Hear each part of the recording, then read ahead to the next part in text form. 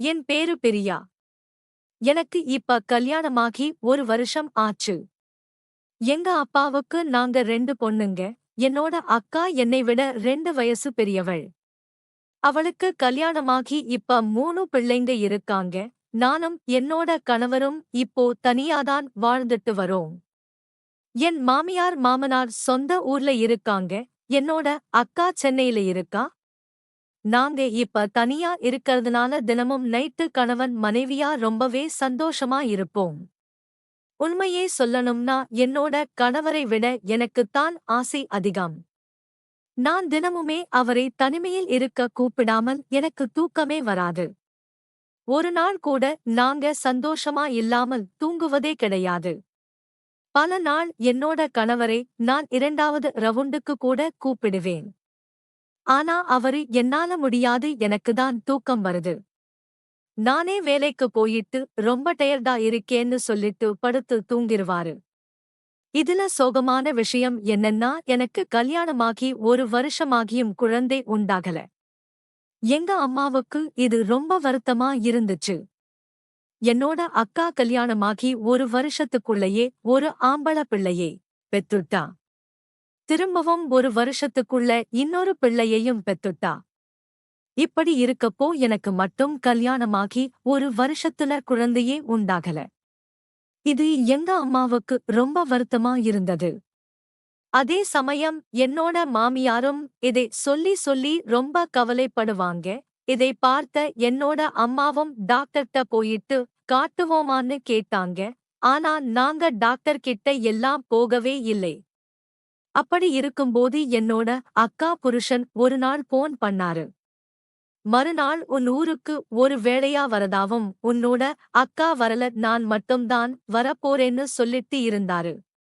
மறுநாள் என்னோட அக்காவோட கணவர் சொன்ன மாதிரியே எங்க வீட்டுக்கு வந்துட்டாரு.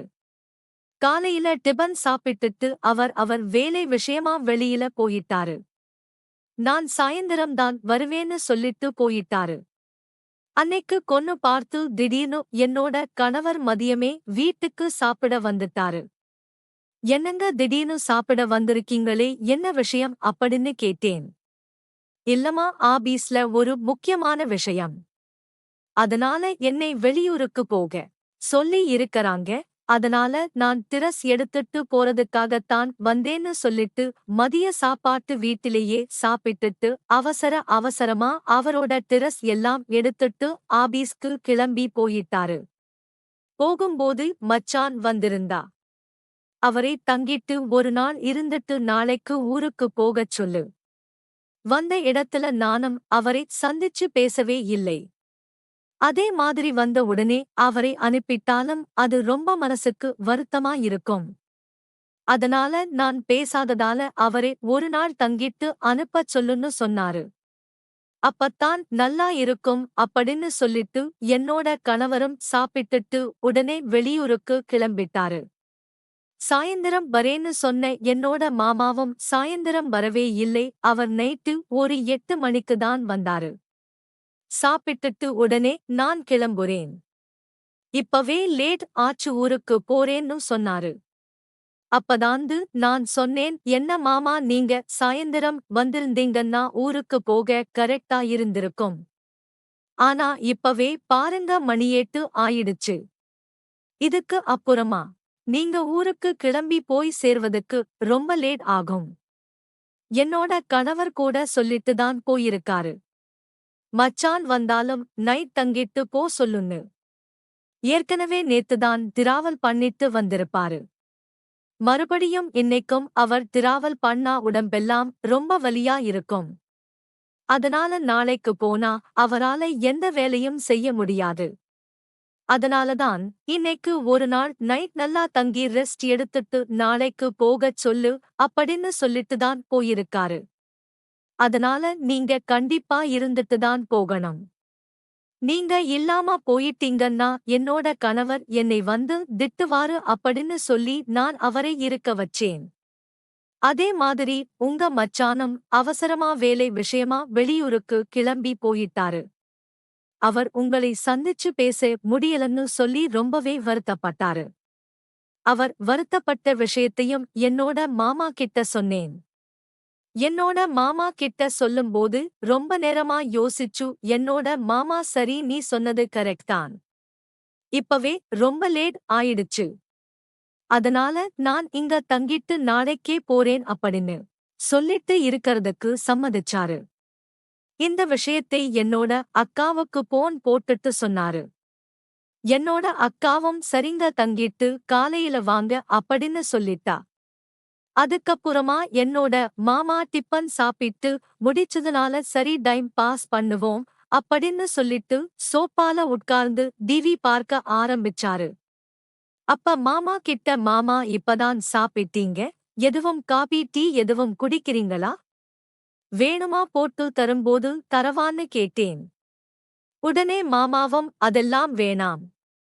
இப்பவே நல்லா திருப்தியா சாப்பிட்டுட்டேன். எனக்கு எதுவும் வேணாம் அப்படின்னு சொல்லிட்டாரு. சரியான்னு சொல்லிட்டு என்னோட எல்லா வேலையும் முடிஞ்சதுனால நானும் என் மாமாவுக்கு பக்கத்திலேயே உட்கார்ந்து டிவி பார்த்துட்டு இருந்தேன். அப்ப எங்க மாமா என்கிட்ட பேச்சு கொடுக்க ஆரம்பிச்சாரு. உங்க அம்மா போன வாரம் எங்க வீட்டுக்கு வந்திருந்தாங்களா? உன்னை பத்தி சொல்லி ரொம்பவே கவலைப்பட்டாங்க. ஒரு வருஷமாகியும் உனக்கு குழந்தை பிறக்கலன்னு ரொம்ப கவலைப்பட்டாங்க. உங்க அம்மா நினைச்சுக்கிட்டே இருக்கறாங்க நீங்க 2 பேரும் பேசி குழந்தை பெத்திக்கிறத தள்ளி போட்டுருக்கீங்க அப்படின்னு நினைச்சுக்கிட்டு இருக்கறாங்க என்கிட்ட வந்து சொன்னாங்க. நீங்க அவங்க கிட்ட பேசி அவங்களுக்கு புரிய வைங்கன்னு சொன்னாங்க. அதுக்கு நான் உங்க அம்மா கிட்ட அவங்க படிச்சவங்க கொஞ்ச நாள் போகட்டும். அதுக்கப்புறமா பெத்துக்கலாம்னு நினைச்சிருப்பாங்க. இதுக்கெல்லாம் நீங்க கவலைப்படலாமா? ஒன்றுட்டு நான் உங்க அம்மாவுக்கு அட்வைஸ் பண்ணேன்.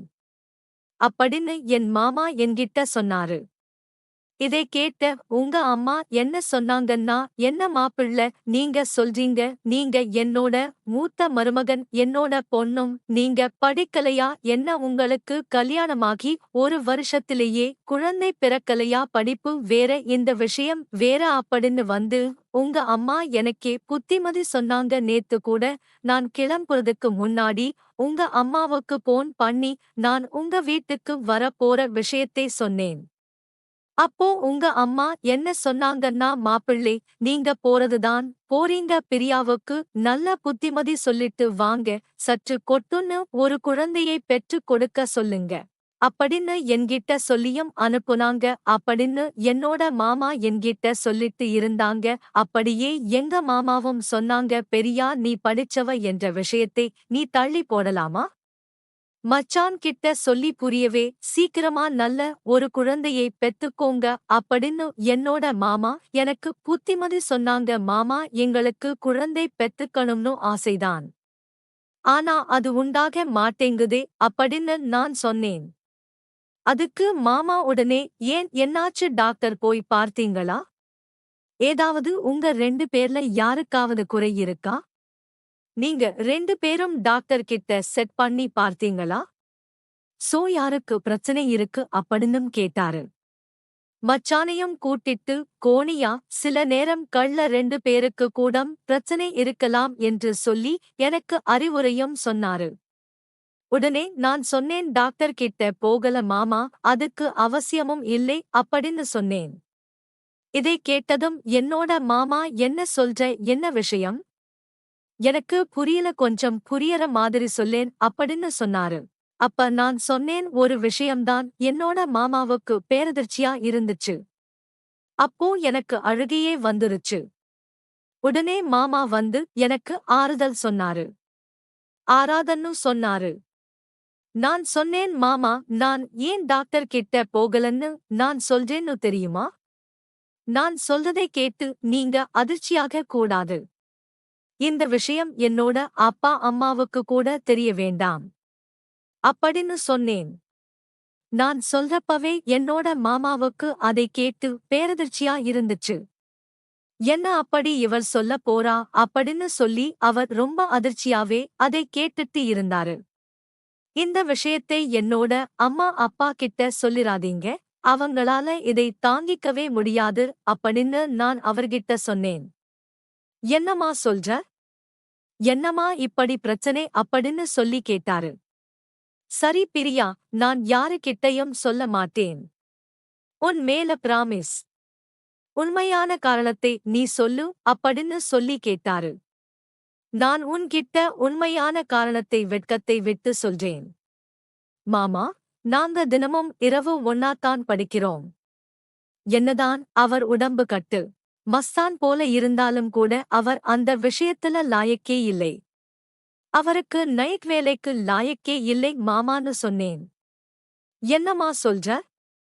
எனக்கு கொஞ்சம் புரியற மாதிரி விளக்கமா சொல்லுமா அப்படின்னு சொல்லி மறுபடியும் மாமா கேட்டார். அவர் இப்படி கேட்டதும் எனக்கு அழுகை வந்துருச்சு. நானே அழுதுகிட்டேன்னு சொல்ல ஆரம்பிச்சேன். மாமா அவர் நல்லவர்தான். என் மேல ரொம்ப பாசம் அதிகம். ஆனால் அவரது எண்ண கர்ப்பமாக்குற அளவுக்கு இருக்காது. அது மட்டுமில்லாமல் அவரால் 5 நிமிஷத்துக்கு மேல தாக்கு பிடிக்க முடியாது. அப்படியே அவர் கஷ்டப்பட்டு என் கூட இருந்தாலுமே அதுல அணுக்களே இருக்காது. ஏன் இப்படி இருக்கு என்ன எதுன்னு சொல்லி நம்ம டாக்டர் கிட்ட போகலாம்னு நான் கூப்பிட்ட பார்த்தேன். ஆனா அவர் வர மறுத்துட்டாரு. சரி, நான் ஏன் இவருக்கு இப்படி இருக்கு அப்படின்னு சொல்லி நெட்டில் சர்ச் பண்ணி பார்த்தேன். அப்பதான் எனக்கு ஒரு விஷயம் புரிஞ்சது. ஆண்களுக்கு அணுக்கள் அதிகமா இருந்துச்சுன்னா கட்டியா இருக்கும். அணுக்களே இல்லாம இருந்தா ரொம்ப தண்ணி மாதிரி இருக்கும்னு சொல்லி போட்டிருந்துச்சு. அப்பத்தான நான் புரிஞ்சுக்கிட்டேன். என்னோட கணவருக்கு அந்த பிரச்சனை இருக்கு. அதனாலதான் குழந்தையே உருவாக முடியல அப்படின்னு சொல்லி நான் புரிஞ்சுக்கிட்டேன். அப்படின்னு என்னோட மாமா கிட்ட சொல்லி கதறி கதறி அழுதேன். இப்படி இருக்கும்போது எப்படி மாமா எனக்கு குழந்தை பிறக்கும்? நானும் அவரை ஹாஸ்பிடலுக்கு கூப்பிட்டா கூட அவர் வரமாட்டேங்கிறாரு. அவர்கிட்ட உங்களுக்கு ஆண்மையே இல்லை, உங்களுக்கு அணுக்களே இல்லை அப்படின்னு சொல்ற தைரியம் எனக்கு இல்லை. அது அவரே வந்து தெரிஞ்சுக்கணும். ஆனால் அவர் அதுல கவனமே செலுத்த மாட்டேங்கிறாரு. அவரை பொறுத்தவரைக்கும் அவர் ஆரோக்கியமா தான் இருக்காரு. தான் ஒரு ஆம்பளை அப்படிங்கிற நினைப்புதான அவருக்குள்ளேயே இருக்கு. இந்த நம்பிக்கையை நான் எப்படி மாமா உடைக்க முடியும்? அவன்கிட்ட போய் நீங்க ஆம்பளையே இல்லைன்னு என்னால எப்படி சொல்ல முடியும்?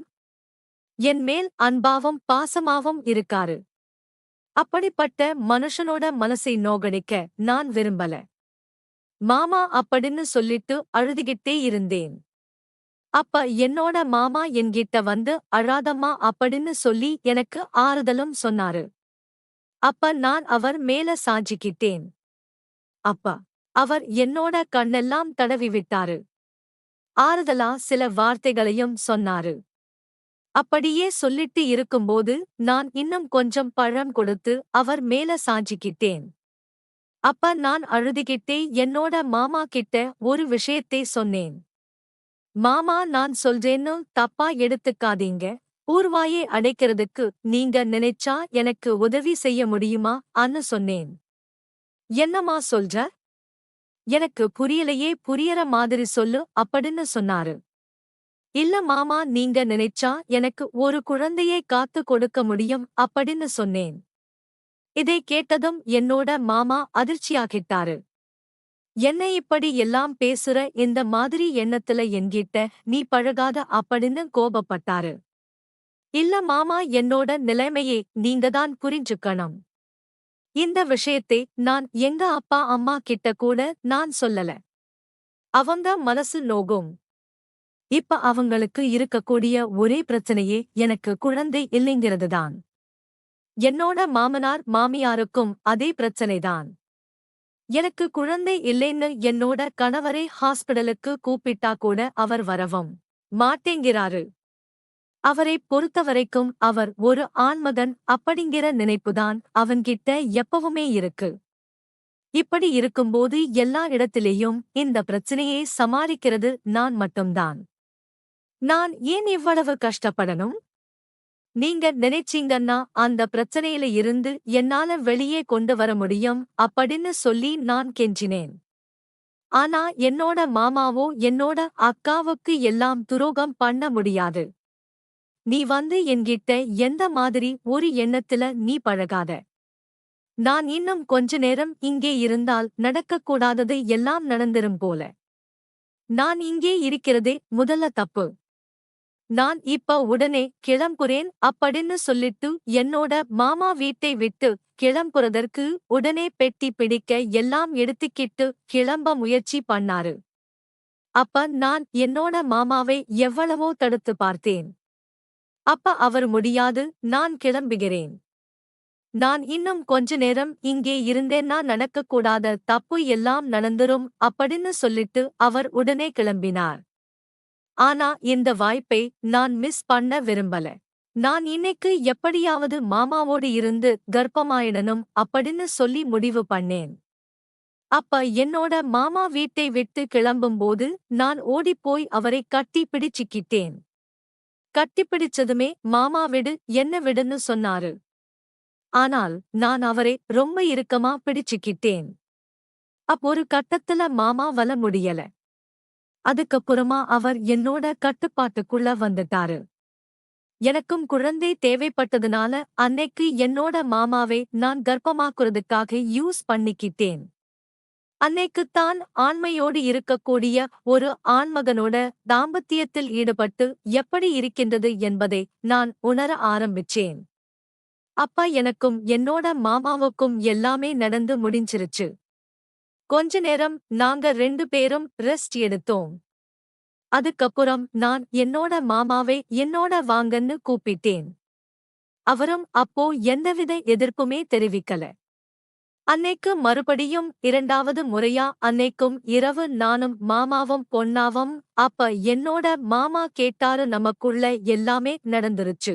இப்ப நீ கர்ப்பமாயிட்டா உன்னோட கணவருக்கு சந்தேகம் வராதா அப்படின்னு கேட்டாரு. இல்ல மாமா, சந்தேகம் எல்லாம் வராது. நானும் என்னோட கணவரும் தினமும் சந்தோஷமாதான் இருப்போம். அதனாலதான் நான் கர்ப்பமாயிட்டேனா அவரோட குழந்தை இது அவரால்தான் கர்ப்பமாயிட்டேன் அப்படின்னா அவருக்கு நிச்சயமா சந்தேகம் வராது. அவரை பொறுத்தவரைக்கும் அவர் ஒரு ஆண்மகனாதான் இருக்கிறார் என்கிற நினைப்பு அவருக்குள்ள வந்து எப்பவுமே இருக்கு. அதனால டவுட் எதுவுமே வராது அப்படின்னு நான் சொன்னேன். உடனே என்னோட மாமாவும் சரி அப்படின்னு சொல்லிட்டு நாங்க 2 பேரும் தூங்கிட்டோம். அதுக்கப்புறம் என்னோட மாமா ஊருக்கு போக கிளம்பிட்டாரு. நானும் சரி மாமாவுக்கு தேவையான சாப்பாடு எல்லாம் சமைச்சிட்டு இருந்தேன். அப்ப கிளம்புறதுக்கு முன்னாடி என்னோட மாமா நம்ம இன்னொரு தடவை பண்ணலாமான்னு கேட்டாரு. எனக்கும் அது ஆசைதான். சரின்னு சொல்லிட்டு அன்னைக்கு என்னோட மாமா கிளம்புறதுக்கு முன்னாடி கூட நானும் அவரும் ஒண்ணா இருந்தோம். அதுக்கப்புறம் என்னோட மாமா ஊருக்கு கிளம்பி போயிட்டாரு. என்னோட மாமா கிளம்பி போன கொஞ்ச நேரத்திலேயே என்னோட கணவர் வீட்டுக்கு வந்தாரு. மச்சான், அதுக்குள்ள கிளம்பி போயிட்டாரா? ஆமாங்க, அதுக்குள்ளேயே கிளம்பி போயிட்டாரு அப்படின்னு சொன்னேன். அவரும் சரி அப்படின்னு சொல்லிட்டு வீட்டுல இருந்தாரு. அவர் வெளியூருக்கு போயிட்டு வந்ததால அன்னைக்கு ஆபீஸ்க்கு அவர் போகல.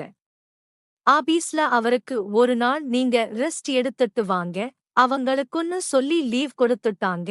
அதனால அன்னைக்கு என்னோட கணவர் வீட்டில்தான் இருந்தாரு. அதுக்கப்புறம் என்னோட கணவருக்கு சந்தேகம் வரக்கூடாது அப்படிங்கறதுக்காக தினமும் நாங்க எப்படி சந்தோஷமா இருப்போமோ அதே போல நான் அவர் கூட தொடர்ந்து சந்தோஷமா இருந்தேன். ஆனா இருந்தாலும் என் மாமாவோட இருந்த மாதிரி ஒரு ஃபீல் எனக்கு கிடைக்கல. மறுபடியும் என்னோட மாமாவோட இருக்கணும் போலன்னு எனக்கு தோணுச்சு. மறுநாள் என்னோட மாமாவுக்கு போன் பண்ணி